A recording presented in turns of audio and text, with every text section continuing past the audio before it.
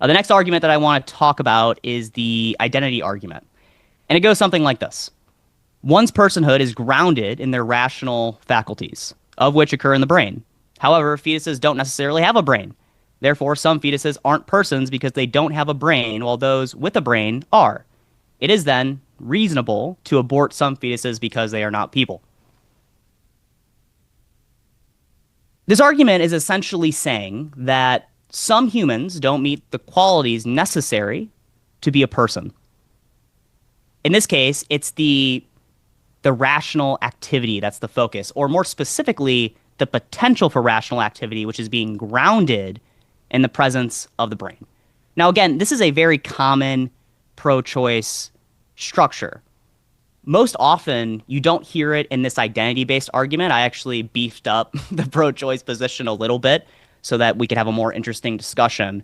Generally, what you will hear from pro-choicers, especially when they come on the live streams, is, listen, James, the baby inside the womb, or they might, very likely they don't call the baby a baby, but we all know the baby's a baby.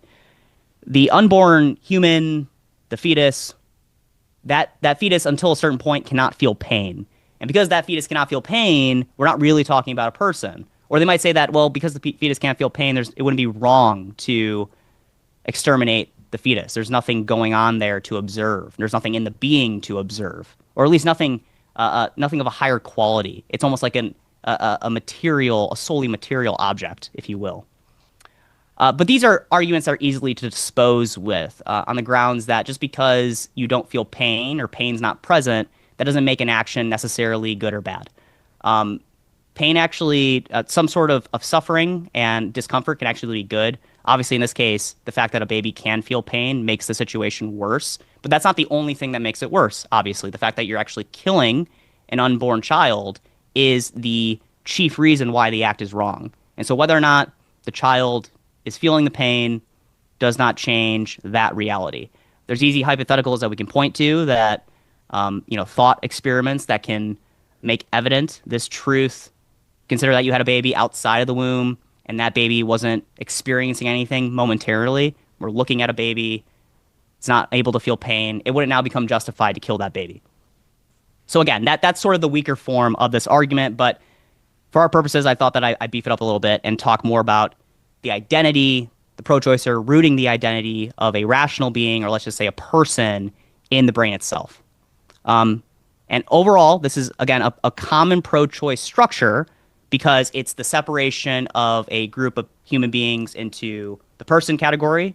In this way, it would be the unborn who have brains, or, the beginning of a brain. That's a whole discussion, I think, for another time, another talk. And then the unborn that don't have brains, non-persons. And then finally, before I get into really the big major glaring issues with this argument, there's another kind of almost trivial matter. If we just grant for a moment that the unborn are not people, which of course they are people, but if we allow the pro-choicer to believe that they're correct for a second, that wouldn't necessarily mean it's okay to abort the human being or the organism or whatever we're talking about.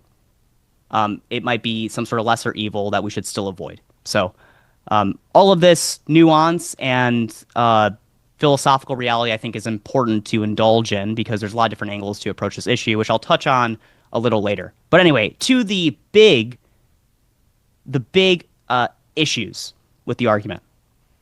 This account per person is not very intuitive, and that might have been already kind of assumed from my previous sentiments. But so the common consensus in the community that actually thinks about this issue is that some sort of sensory experience, so let's say the ability to feel pain, for example, is present in the unborn baby at around 20 weeks.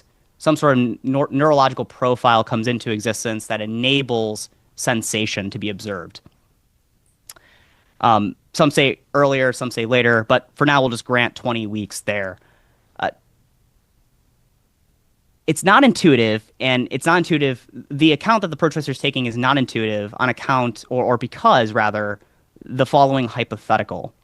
Let's just say that we had a baby, an unborn baby, a fetus, that was at 19 weeks in development, didn't yet have what we're calling the brain, isn't said to have the sensory experience that we care so deeply about. If we remove that baby and put the baby in an artificial womb, would it be justified to kill that baby? Now remember, we're talking about the same organism that the pro-choicer is saying is not a person because it doesn't have the brain, which is what the whole argument the pro-choicer makes hinges on. We take that baby, put the baby in an artificial womb. It should be noted that I don't want to put babies in artificial wombs, but the technology is progressing rapidly, and we're getting to a point where this is foreseeable. Would it be justified to kill that baby? You're walking in the hospital. Could you say that we could kill the baby because it's not really a person? You ask pro-choicers this question. I don't think I've ever heard someone say that it would be justified to kill that baby. All of them bend the knee in this regard, and they say, yeah, that would be wrong. And so it's not intuitive to people when they imagine an incarnate being there, even if it doesn't have the brain structure, the neurological profile, people still sense that we're talking about a person. So that's a big deal. Our intuitions, I think, are we ought to be listened to. Now, another big issue with this argument is the fact that, well, rationality requires immateriality. And that's sort of a big statement, so give me a moment to unpack that. The pro-choice argument is rooted in the fact that, well, rationality is going to be enabled at some point due to the brain as an organ. And so in a sense, the personhood is being encapsulated. It's entailed by this material entity. Now, to think about why this is false, because it is false, I want us to think about this concept of universals. The classic example in philosophy is that of a triangle. So if you don't know what universals are, just let me explain the example, and I think you'll pick up on it as we go.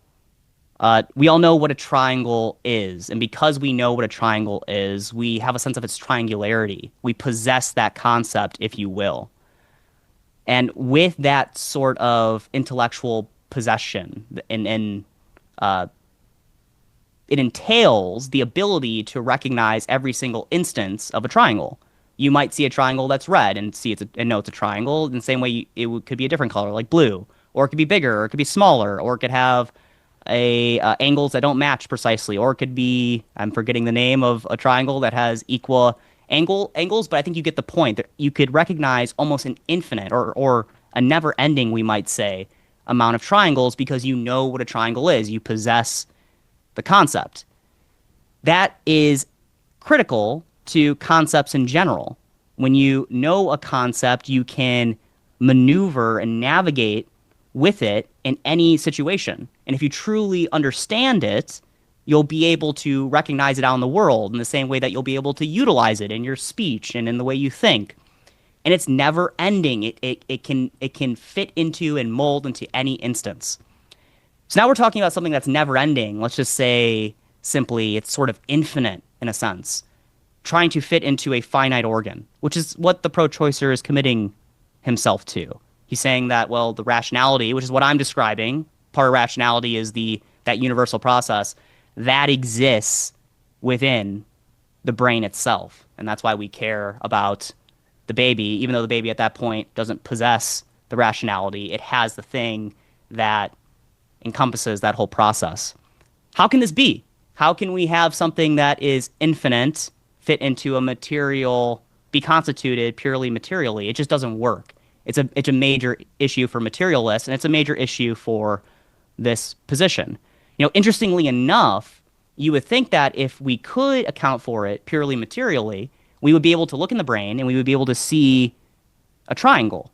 But you don't see that when you look at the brain. Or maybe you would be able to see like this notion of triangularity or the geometric rules that build the concept. But you don't see that either. That doesn't exist in the brain. There's different things that happen maybe when you think of a triangle, but the actual notion itself isn't there. The unlimited amount of triangles that you can observe and understand aren't there as well. And so, this is all to say that the rational identity that the pro-choicer is basing their argument on at this point of 20 weeks in gestation or whatever it may be, that the brain isn't doing what the pro-choicer thinks the brain should do. Now, it's important to note that the brain is an important organ when it comes to thinking. I'm not saying anything to the contrary. It does enable the application of this immaterial function that we call rationality. It's sort of a necessary unifying entity that our bodies possess. No doubt whatsoever in that fact. But at that point, we're not talking about a being that's exercising rationality, and what the pro-choicer is saying about, or what the pro-choicer is implying about the identity being rational at that point just can't be true on those grounds, right? Because it's a material organ. Okay? So